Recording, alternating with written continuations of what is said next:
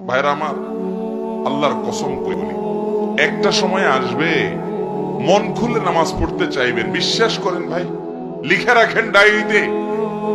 আপনাকে যদি আল্লাহ হায়াতে বাঁচিয়ে রাখেন, যুবক ভাইয়েরা, তরুণ ভাইয়েরা, একটা বয়স আসবে মনে চাইবে একটু রবকে মন খুলে সেজদা দেই, একটু লম্বা করে রুকু করি।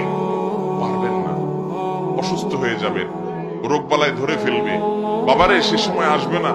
বৃদ্ধ মুরব্বীদেরকে, চাচাদেরকে জিজ্ঞাসা করেন, চাইলেও অজু ধরে রাখতে পারে না, নামাজ পড়তে পারে না, চাইলেও পারে না। একটা সময় আসবে চাইবেন, পারবেন না। নামাজটাকে সুন্দর করেন, সময় মতো পড়েন, অনেক রাকাত নামাজ পড়বেন, নফল নামাজ পড়বেন। এটার চেয়ে উত্তম হলো ফরজটা পড়লেন, মূল সুন্নত গুলাই পড়লেন, কিন্তু ধীরস্থিরতার সাথে পড়লেন। 10 রাকাত তাড়াহুড়া করে পড়ার চাইতে 2 রাকাত আস্তে আস্তে পড়া অনেক বেশি